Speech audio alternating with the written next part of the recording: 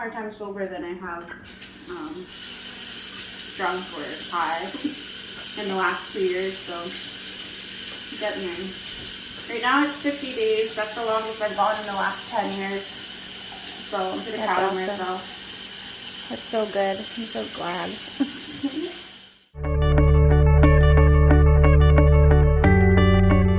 From when I very first started drinking and using drugs, I started I started drinking when I was about 17, and then I started using hard drugs when I was 21.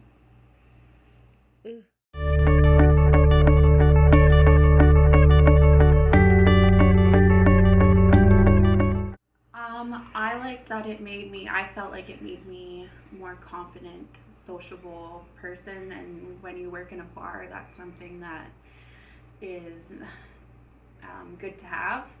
Helps make you, more friendly with customers, and which gives you better tips. So.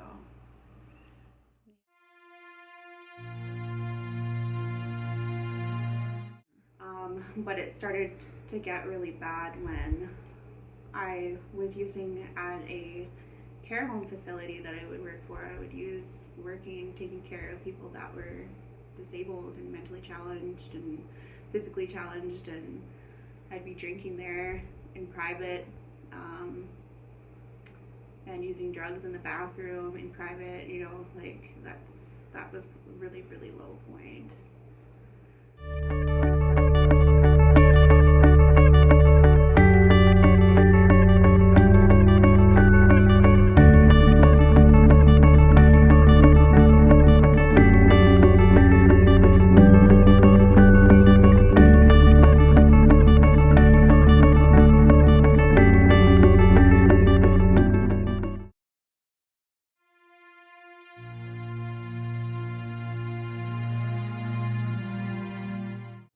That, if I could take anything back, that's what I would take back, was the time that I spent in BC, because I did so many things that I'm ashamed of, and I just abused my body, let people abuse my body, used drugs that I never think I would ever use,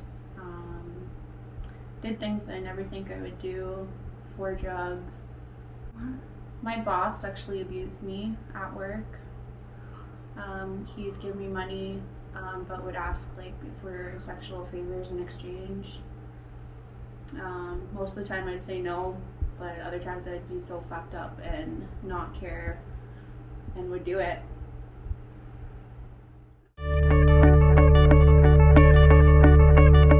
I knew I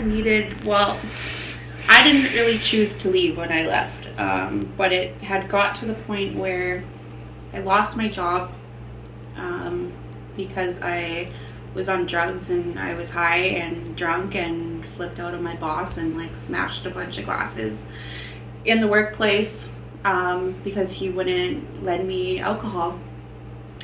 And so I lost my job. I was couch surfing. I had no one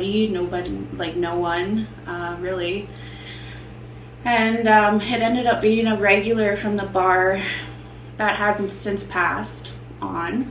But he ended up buying me a Greyhound ticket home, and I was on the bus, and that was the worst bus ride of my life, coming down off all those drugs and withdrawing on a Greyhound for 2.5 days that bus ride is.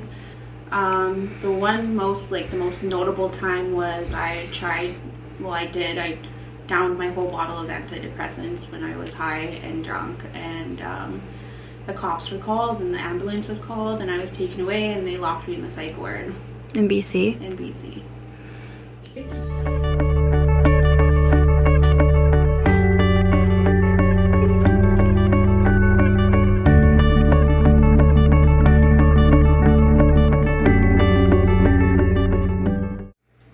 That was scary because it kind of hit home to me, because I've was friends with this guy and that passed away. I was friends with him and I've partied with him and I've done drugs with him, and was easily thought that could have been me, so that, and now I have so much to lose. I have a nice apartment, I have nice things, I have my family, my friends. I have, I'm almost done school. I just have such a bright future, and I just don't want to lose it. Yeah.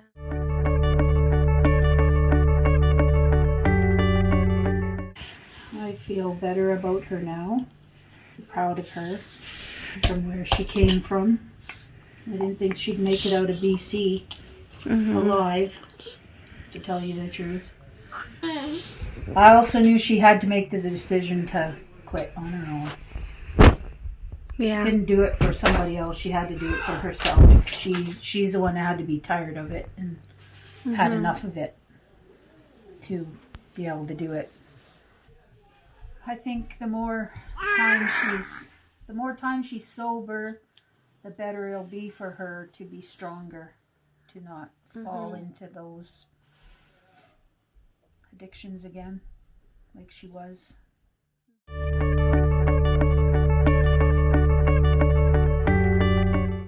I like making stuff out of nothing. That's your own kind of creation. And I like, it's kind of helps soothe like anxiety and stuff, just the process of cooking and prepping food, and it's really calming. I like going for walks actually and stuff. It's been hard since the weather's been kind of crappy out. But yeah, I like doing physical exercise. Working on losing some weight, so that's good. I'm a homebody, so I do a lot of things at home.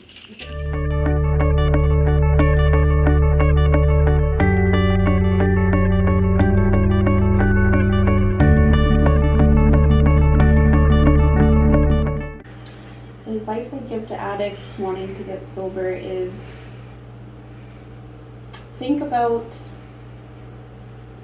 your life and what would happen to those around you if you were gone. I think using and being an addict is one of the most selfish things you can do in life. So, yeah.